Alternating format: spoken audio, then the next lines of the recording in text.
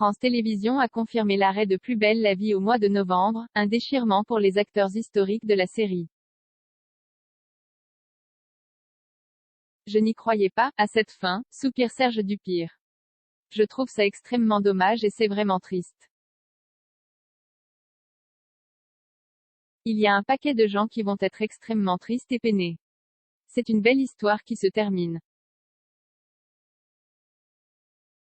Il était là le tout premier jour de tournage. Le tout premier matin, rectifie même Serge Dupire, alias Vincent Chaumette dans Plus belle la vie.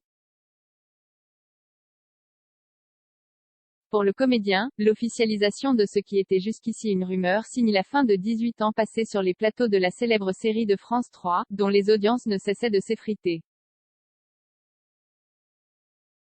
Après une réunion avec les salariés à Marseille, la chaîne a confirmé dans un communiqué l'arrêt de son feuilleton phare pour le mois de novembre.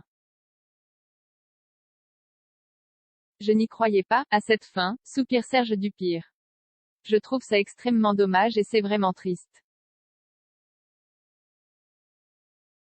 Il y a un paquet de gens qui vont être extrêmement tristes et peinés. C'est une belle histoire qui se termine. Je pense aux téléspectateurs, mais aussi aux intermittents. Plus belle la vie est une série qui marche encore, avec Marseille comme personnage principal.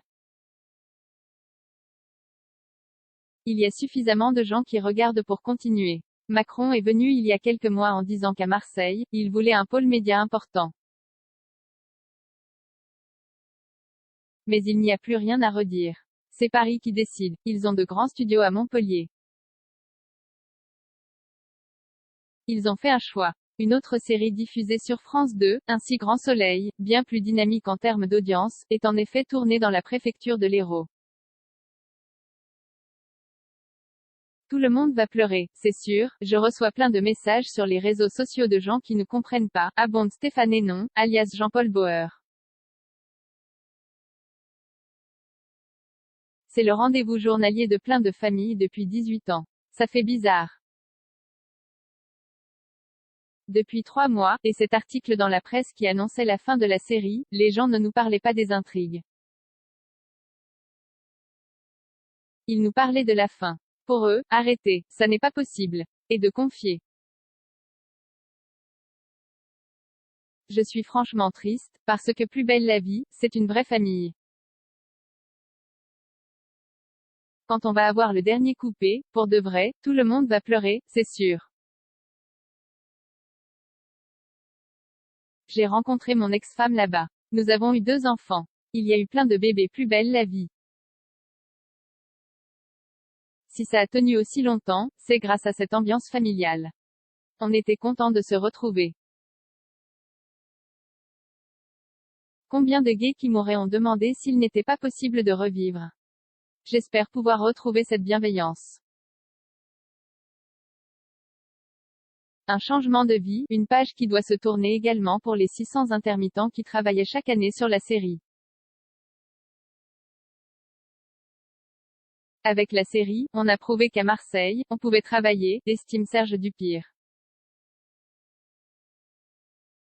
Ça a été une école de la télévision extraordinaire.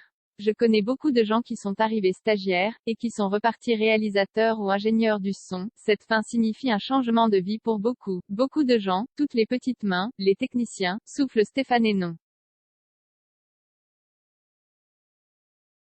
Il y en a pour qui ça va être très compliqué. Et de soupirer, on est intermittent, c'est comme ça. On va trouver ailleurs. Moi, je sais pas ce que je vais faire. Peut-être du théâtre, on m'a proposé plein de choses que je n'ai pas pu faire, car ma priorité c'était la série. En attendant, je profite à fond. Moi, je ne suis plus sur la série depuis le mois de mai 2021, confie Serge Dupire. Et j'ai commencé à tourner autre chose. Depuis février, je suis sur un autre projet. Mais Plus belle la vie m'a rappelé, et j'y retourne là, dans quelques semaines. Sûrement pour faire un dernier au revoir aux millions de fans de la série. Économie, Plus belle la vie, l'arrêt de la série, une claque économique pour Marseille?